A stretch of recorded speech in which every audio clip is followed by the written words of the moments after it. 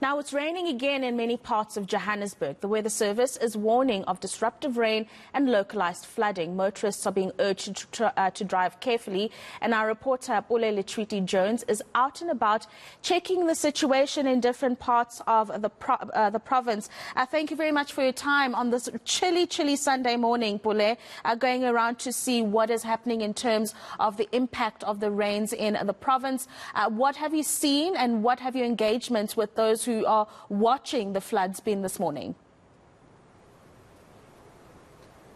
Yeah, very good morning, Rafia. I mean, I've got my beanie on and it's quite cold outside. In fact, we've also experienced the heavy rainfall. But as it is right now, we do understand that before we can actually give you, a sort of view and pictures of what's happening outside, later on today, we actually have to get to the directives and information as to what's the situation on the ground from the relevant authorities. And as it is right now, we do understand the Tshwane Emergency Services saying they are monitoring the lay-lowered bridges and hotspots which they feel could be prone to the heavy rainfall and experience floods if this weather were to continue into the rest of the week. And they're going to be giving us more information and detail around the situation here. I'm joined by Mr. Roland Hendricks from the department as well, who's joining us on ENT here this morning. Thank you very much for giving us your time and speaking to us on a Sunday morning. Now, maybe if you can just tell us, how's the situation like on the ground and what are you monitoring? Okay, thank you once again for the opportunity. Now, what we have currently within the city of Tshwane is, as you can see, we've had persistent rain for the last sort of 2 days. The weather warning that was put in place gave us a level 4 warning that says that we will have, to the extent of between 60 and 80% rain within our city. So that prompted us to sort of activate our flood management plan, our response plans. We have those response plans in each region applicable. The various regional heads within those regions that are responsible for those, and our disaster management teams and emergency service rescue teams, together with all other relevant departments within the city, which is dealing with issues like infrastructure, water, roads, and so on. They are also crucial to that particular plan. So that particular plan then is put into place, where everybody is through that plan we identify all the flood-prone areas, which would be like your areas of low-lying bridges, which would be typically where people would live in water, in river plains, close to rivers and so on. So those would be the areas that we would have as high priority within those plans. So essentially, what would then happen is we would also then use our social media. We are currently using that to put out, our sort of warnings and early warnings to make sure that people are aware which areas are going to be affected and which are the areas they should be staying away from. And then typically coupled to that then would be our social media groups that we have. We have various groups within the regions, in particular Region 4 where we are now, which is a very active region with regards to the various groups that are there.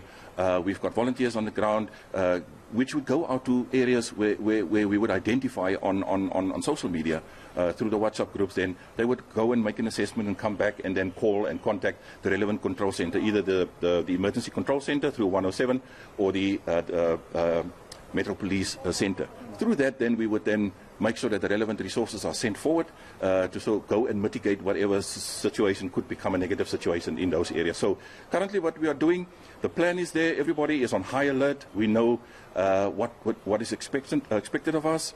We've got the resources ready to respond as and when we actually do have to respond to a particular area, with regards to either a flood situation where people are swept away within their shacks, or a rescue situation where people are trapped in cars and so on. So we have that readiness available at the moment. Mr. Hendricks, I was about to get to the point of saying that you've got resources on standby, with enough resources and you're on high alert. I mean, you look at the situation in KwaZulu-Natal as well. One would say that the law enforcement agencies there didn't expect that tragic catastrophe to go beyond what they had planned for. And one would also now wonder here in the city of Tshwane as well, are you learning from some of the experiences that had happened in KZN as well and how they were actually tackled by some of those floods? No, absolutely. And first of all, I should say our sincere condolences and support to the people and the communities and our rescue workers down there in KwaZulu-Natal.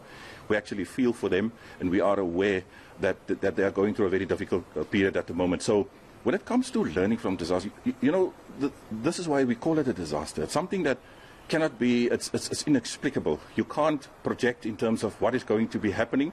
Right. The best thing that we have at our ability are those early warnings that we can work upon, like I explained earlier on with the flood plans that we have in place and so on. So within the city, We've got your disaster management teams, which would be then those teams that would respond and provide the necessary support in recovery mechanisms and relief issues. But then you also have our rescue teams. So throughout the city, we've got on shift and members who are at home, who are not necessarily at work, but they are put on a point of readiness. So that if the situation does escalate within the city and we need to do large-scale rescues and large-scale recoveries, then those teams would then be responded. And we learned this through, over the years, the types of disasters that we've managed in the country and the types of disasters which some of our members within the city has been called to respond to overseas as part of the South African Urban Search and Rescue Team. So we have got that expertise within the city, we have those resources available, and we have the knowledge to deal with any outbreak or any escalation in disaster. I think the most important thing to remember with contingency plans is that a contingency plan in itself is it's a preparation for an eventuality. But if you do not have escalations built into your contingency plan, in other words, if the situation escalates and you need more resources, you need a bigger team to come and assist, then that would become, very, very sort of negative for you. So we have that built into our plans, and I would think that throughout the country, the disaster management teams that are dealing with disasters on a week-to-week, month-on-month, year-on-year basis, that they are also adequately sort of have the adequate resources and planning built into their contingency plans. All right, just a quick one, just in a quick wrap before I give it back to my colleague in studio. What is the message now to those coming back from the Easter long weekend? I know you're working with the Tshwane Metro Police Department. What are some of the roads they should be aware about now that we know that this heavy rainfall could fall into the week as well? Yeah, I think within, first of all, people coming from other provinces, they need to make sure that they actually follow some of the news and either on social media or some of the news media that's out there, whether it be print or television news. It's important for them to be aware of some of the roads that they are traveling into the city. When in the city, we've discovered over the last 24 hours that the area in and around Centurion, Region 4 in particular, the End and Rabie Street area, that road was closed. We are closely monitoring the Centurion Hotel Bridge, which is normally a huge problem for us if we have floodings, as you've seen in previous sort of incidents that we had there. Then we also had reports of in and around Namapias last night. There were some waterlogged roads that were there. The Metro Police haven't come forward to me this morning to give me any additional sort of road closures, but those are the ones that people need to take critically note of.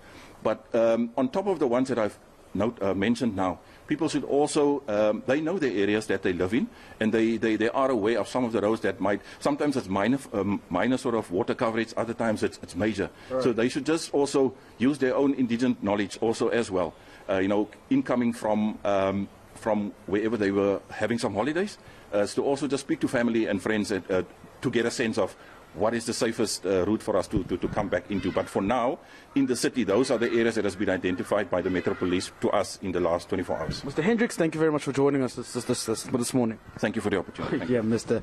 Hendricks there from the Tshwane Emergency Services sort of giving us an update on the weather conditions, but particularly around the fact that they do have, strategies and plans to ensure that they can, protect some of the residents here and, attend to some of the high alerts which could become problematic if not attended to by the services here in the city of Tshwane. He's mentioned some of the areas there which one would also remember, including the one in Namapias and of course Centurion, which are prone to these floods and usually affected when there's heavy rainfall as well. But they've assured residents that they are on high alert and they will be looking out for some of these areas which could be affected by the rain.